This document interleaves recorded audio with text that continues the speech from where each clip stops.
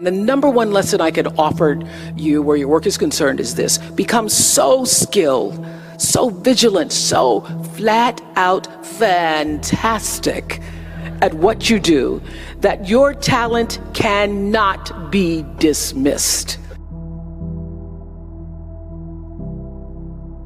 You know, when I was a kid, I thought I was going to be a social worker or be a teacher or somehow be in an environment where I would be connected and speaking to people to honor that calling. I had no idea that God could dream this big dream of television life for myself.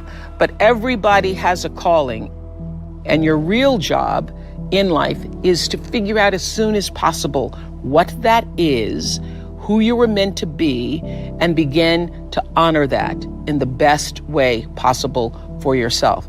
We have seen over the years on the Oprah show so many people who've been able to rise to success in their life, and only able to rise to success because they answered the call. Lots of people think that it's about being famous or about being known or about doing big, incredible things. What you're going to hear today and see through the stories is that sometimes the calling is right in your own neighborhood. Sometimes the calling is something that was just a whisper to you. And when you begin to honor that whisper and to follow that, you end up being the best that you could be. I actually thought at the time that being thin made me better. My identification with form, my wanting so desperately to be in a size 10 jean was so prominent, identifying with that shortly after this, I gained 5 pounds. And I was invited to a party at the time by Don Johnson. Remember Dreamy Don Johnson? I was invited to a holiday party, and I did not go to that party because I thought the 5 pounds made me too fat, not good enough to be at Don Johnson's party. Sounds kind of sick, now I know. But that's what the ego does. It is sick. It's wily, it's cunning, it's deceptive. It's an imposter, imposing on the real you, making you often think that you're something that you're not. You're not the shape of your body. You're not your status. You're not your position in life. You're not the car you drive, no matter how fancy it is. You're not your house or your square footage. For all of you watching right now, here's another way to better understand ego, what I'm talking about. Eckhart taught me this. Everybody try this from home or wherever you are right now.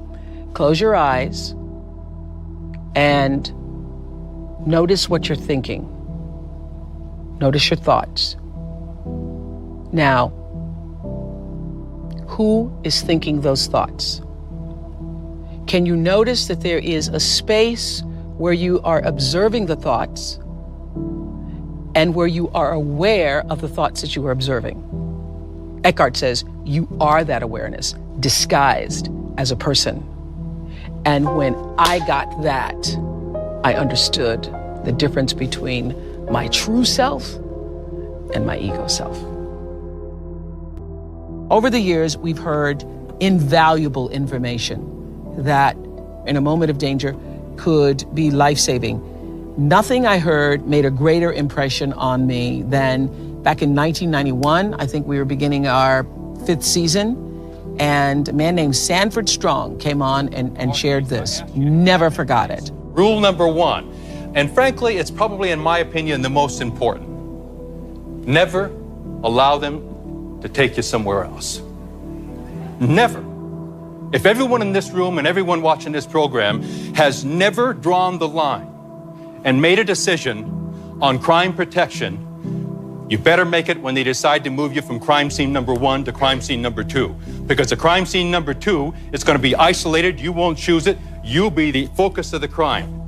I think what was so interesting about that piece of advice is at the time that we all heard that, we had been trained as women people especially to believe that you just do whatever they say.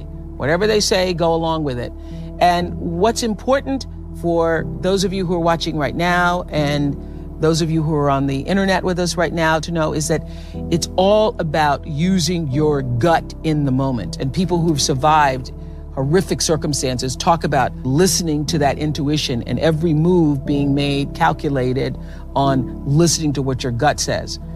What the experts now say is do not allow yourself to be taken to the second location, because anybody who is trying to harm you wants to get you to an isolated place where they can do that without other people seeing or knowing it. So in that moment of making the decision, oh, you're gonna shoot me? If you're gonna shoot me, you have to shoot me now rather than shoot me in isolation where nobody can see you.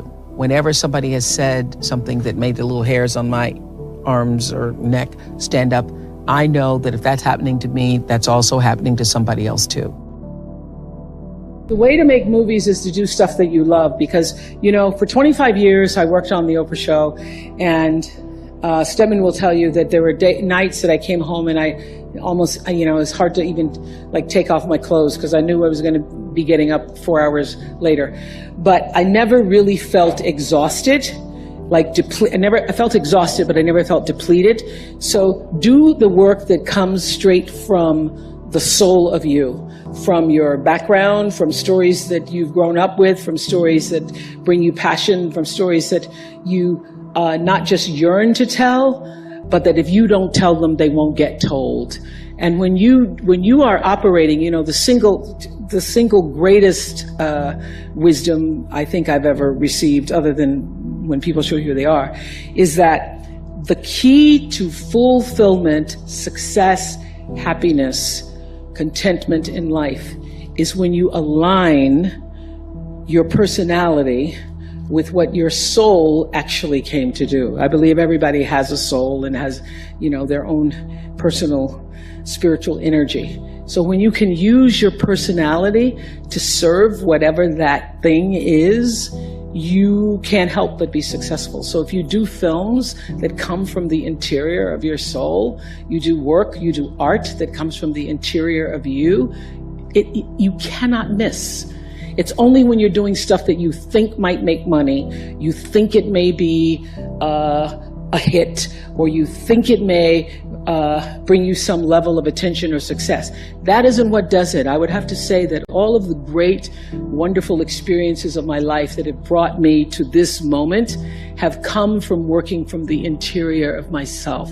And so that's why it feels so authentic, because it actually is. So when you do that, you'll win. And everybody has a different talent. And the reason we're all so messed up is because you're looking at everybody else's talent and wishing you had some of their talent. All the energy that you spend thinking about, wishing about, being jealous of, envious of anybody else is energy that you're not only putting out is going to come back to you negatively, but you're taking that away from you. All your energy should be forced on, what do I have to offer? What do I have to give? How can I be used in service? Because Dr. King's message of not everybody can be famous, but everybody can be great, because greatness is determined by service. And there is not a job in here that you can do that you don't switch the paradigm to service and not make that job more fulfilling. I don't care what the job is. If you say, I'm a singer, I'm a dancer, I'm an artist, I'm a teacher, I'm a nurse, I'm a doctor, I'm a janitor, I'm a clerk, if you say, if I look at this from, how do I use this in service to something bigger than myself? Yes. It no longer becomes a job. It becomes an offering to the world.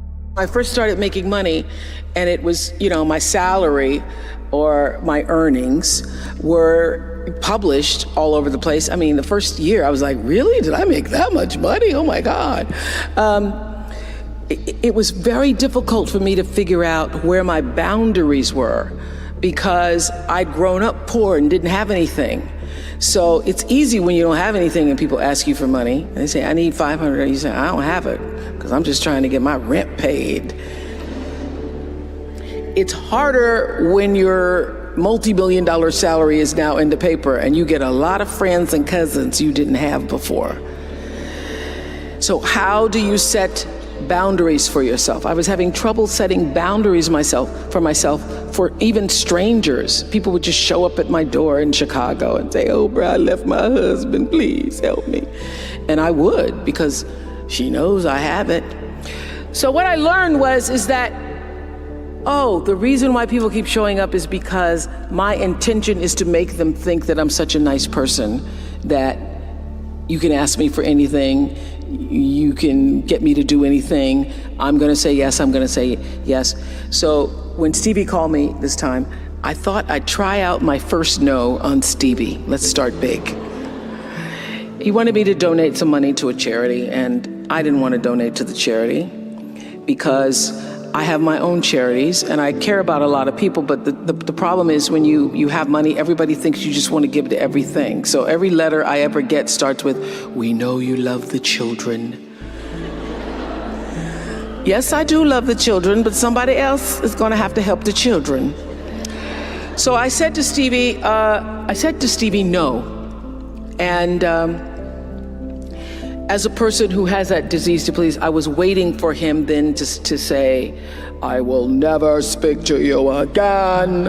I will never call you. I will never sing a song for you. And he didn't. He just said, okay. Okay? Okay, it's okay? He said, okay, check you later. And what I learned from that is, many times you will have angst and worry about things and put yourself in a state, like someone said this morning because her phone went off, they were mortified over a phone, I said, really? You will put yourself in a state when the other person really isn't even thinking about you.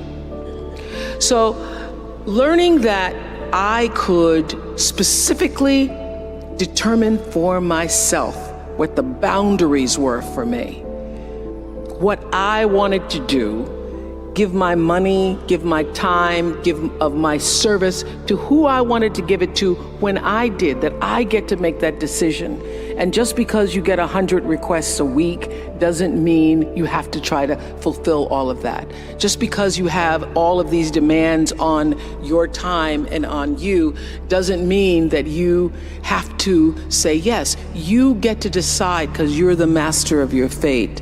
The captain of your soul, as William Ernest Henley said in Invictus. And understanding that really changed the meaning of my life, in that I was no longer driven by what other people wanted me to do, but took charge of my own destiny, making choices based upon what do I feel is the next right move for me. There was one woman out of all the celebrities, out of all of the famous, non-famous, infamous people, one woman Who was she? Her name is Terai Trent. Listen to this story. I'm gonna try to shorten it for you, Godfrey. Okay. Terai Trent, born and raised in a village in Zimbabwe. 11 years old, she's doing her brother's homework. She wants to go to school. Her father says, no, you're a girl. You have to educate the boy first. Yep, that's right. That was the tradition. That's right. The boy has to go to school, you can't go to school. So she starts doing her brother's homework. She does her brother's homework, he goes to school, he gets all A's on his homework, yet he doesn't know the answer to the question. The teacher comes to the village to say, what is going on here? This boy doesn't know the answers, but his homework's perfect. She finds out that Terai, his younger sister, is doing his homework. She begs the father to let Terai go to school. The father says no, she can't go to school. Finally, he marries her off. She marries at 11 and a half years old. She gets married. She has 3 children by the time she's 18 years old. A woman comes to the village from an NGO, Heifer International, and asks, what are your dreams? This is gonna make me cry. Finally, you're gonna make me cry. Asks her, what are your dreams? This child has never thought about what her dreams were. She says, write down your dreams. She writes down her dreams on a piece of paper and she folds them in a tin can and she buries them under a rock. The first dream was to be able to go to a school in the United States of America and get a college degree. She ends up, through some miracle of the NGO, going to the United States. She gets a college degree. Wow. Yes, she gets a 4-year degree in 3 years. Terai Trent. She goes back to the rock in Zimbabwe. She writes her next goal. on the piece of paper. She buries it under the rock. She writes, I want to get a master's degree.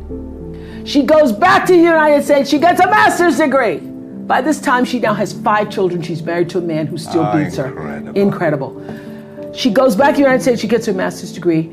After the master's degree, she goes back to the rock in Zimbabwe. She writes down her final goal is to get a doctorate degree. And last year, she became Dr. Tararai Trent. Where did you find it? Where did I find it? I found her in the Nicholas Kristof's book called something the sky, underneath the sky or the sky. I found her in Nicholas Kristof's book. Incredible. Incredible. And I was reading the story. I had Nicholas Kristof on the show. Nicholas Kristof, the famous New York Times writer. And she wasn't there. She wasn't a part of the show. I'm reading the story. I can't believe this book, the story of this woman, as I'm reading the story. So when we go to do the show, the producers have Nicholas Kristof on. They bring on other guests, but this woman isn't there. I go, how could you not have her there? So we tape another show with Nicholas Kristof. We go back, I go, fine, we're gonna find that woman, Tararai Trent. By this time, she's living in the United States. We followed her back to Zimbabwe, to the rock. We pulled the tin can from underneath the rock. And that is my favorite guest of all time. And the worst? I don't have a worst. But the reason why she, and as I said this on my show, the reason why Tararai Trent is my favorite guest of all time is because she represents in that one story of the little girl in a village in Zimbabwe who had a dream and the heart and depth and discipline to pursue it. She represents everything I tried to say in every show in 25 years. She literally, through her life story, sums up the message that I was trying to give to every single one of my viewers. You can. Keep trying. Don't give up. You have to believe. You have to believe. Over the years, the centuries, so many teachers and poets and songwriters have talked about the significance of knowing yourself. I know we've all heard, to thine own self be true, Shakespeare, or learning to love yourself is the greatest love of all, Whitney Houston. What I know for sure is that in all the talk about loving yourself, you can't begin to love yourself or even be true to yourself unless you know who you are, separate from your ego. So think about this for a moment. You're at home, listening, watching to me, and taking in the thoughts that I'm sharing right now. And there is an inner space that allows you to perceive these thoughts. Not even a space. I'm just using the word space because there is no other word. There is the ability to perceive what I'm saying and be aware of what I'm saying. That is where the true you abides, in that awareness, in the very center of yourself. And when you stray from that center, you get lost and you make mistakes. I learned this the hard way. Your ego takes over. Everybody has an ego. I used to think the ego showed itself through someone being arrogant or stuck up or haughty, or the who does she think she is prancing down a red carpet kind of thing. Well, I'm in show business and the business of showing myself. So I'm aware that there's a lot of egotism involved in this business. And I always thought that I had my ego in check until I realized that it's not just the obvious. It's not always acting out or showing off. In 2008, I chose Eckhart Tolle's book, A New Earth, for my book club. And this book will change the way you view your life and the people around you and your world. Chapters 3 and 4 literally changed the way I saw myself and my ego. It changed for me what ego meant. And Tolle says that's any identification with form, meaning any identifying with something that is not the center of yourself. That is possessions, material things, cars, titles, social status, or in my case, identifying with the deep desire to be thin. You will find true success and happiness If you have only one goal, there really is only one, and that is this: to fulfill the highest, most truthful expression of yourself as a human being. You want to max out your humanity by using your energy to lift yourself up, your family, and the people around you. Theologian Howard Thurman said it best. He said, "Don't ask yourself what the world needs. Ask yourself what makes you come alive, and then go do that. Because what the world needs is people who have come alive." The world needs people like Michael Stolzenberg from Fort Lauderdale. When Michael was just 8 years old, Michael nearly died from a bacterial infection that cost him both of his hands and both of his feet. And in an instant, this vibrant little boy became a quadruple amputee, and his life was changed forever. But in losing who he once was, Michael discovered who he wanted to be. He refused to sit in that wheelchair all day and feel sorry for himself. So with prosthetics, he learned to walk and run and play again. He joined his middle school lacrosse team.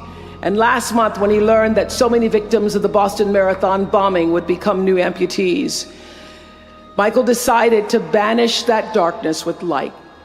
Michael and his brother Harris created MikeysRun.com to raise $1 million for other amputees by the time Harris runs the 2014 Boston Marathon. More than 1,000 miles away from here, these two young brothers are bringing people together to support this Boston community the way their community came together to support Michael. And when this 13-year-old man was asked about his fellow amputees, he said this: "First, they will be sad. They're losing something they will never get back. And that's scary. I was scared. But they'll be okay. They just don't know that yet." We might not always know it. We might not always see it or hear it on the news or even feel it in our daily lives. But I have faith that no matter what, class of 2013, you will be okay. And you will make sure our country is okay. I have faith because of that 9-year-old girl who went out and collected the change. I have faith because of David and Francine Wheeler. I have faith because of Michael and Harris Stolzenberg. And I have faith because of you, the network of angels sitting here today. One of them, Khadijah Williams, who came to Harvard 4 years ago. Khadijah had attended 12 schools in 12 years, living out of garbage bags amongst pimps and prostitutes and drug dealers, homeless, going into department stores, Walmart in the morning to bathe herself so that she wouldn't smell in front of her classmates. And today she graduates as a member of the Harvard class of 2013. Nobody's journey is seamless or smooth. We all stumble, we all have setbacks. If things go wrong, you hit a dead end, as you will. It's just life's way of saying, time to change course. So ask every failure. This is what I do. Every failure, every crisis, every difficult time, I say, what is this here to teach me? And as soon as you get the lesson, you get to move on. If you really get the lesson, you pass and you don't have to repeat the class. If you don't get the lesson, it shows up wearing another pair of pants or skirt to give you some remedial work. And what I found is that difficulties come when you don't pay attention to life's whisper, because life always whispers to you first. And if you ignore the whisper, sooner or later, you'll get a scream.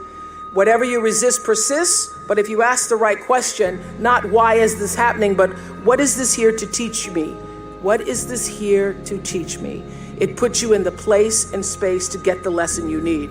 My friend Eckhart Tolle, who's written this wonderful book called A New Earth, that's all about letting the awareness of who you are stimulate everything that you do.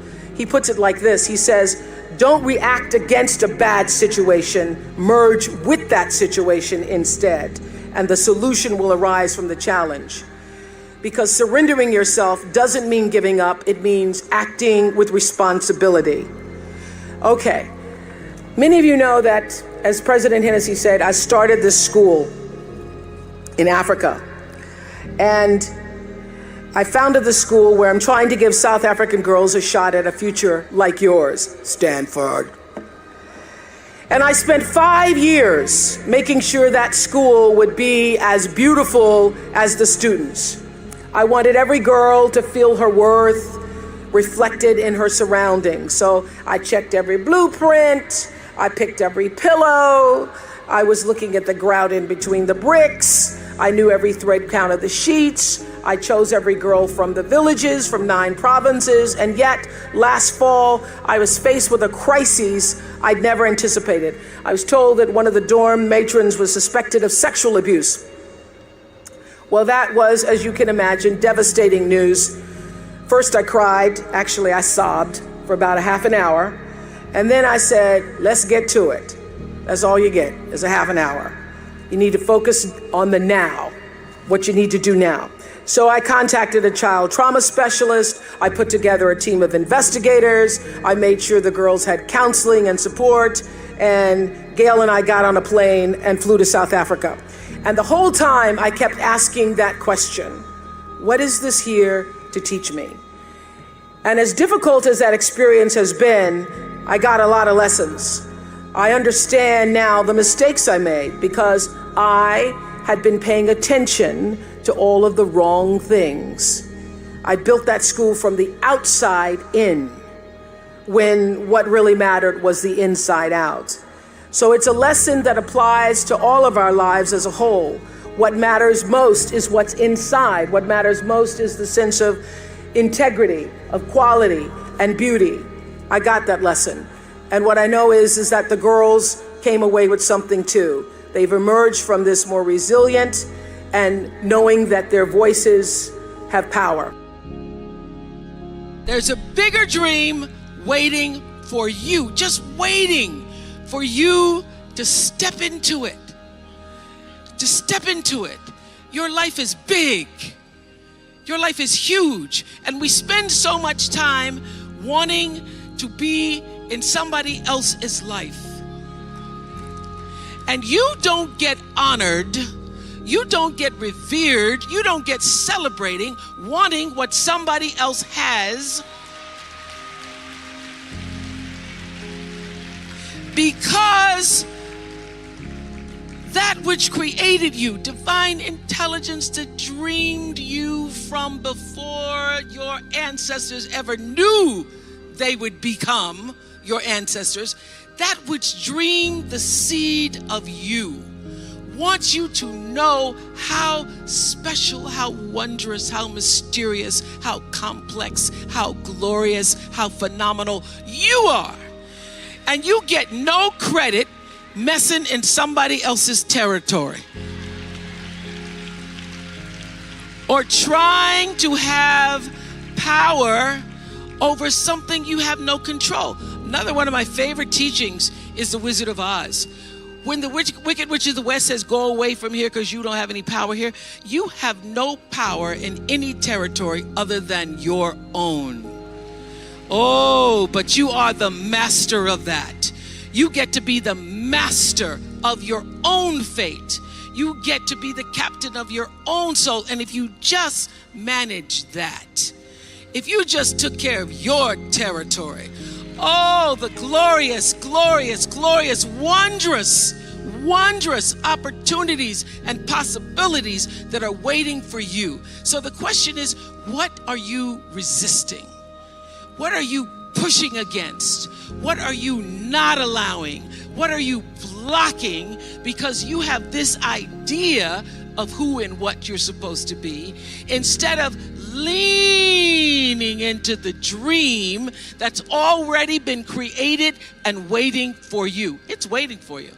And the second, it's an instant thing. It's a shift in the way you see yourself and the power from which you have come.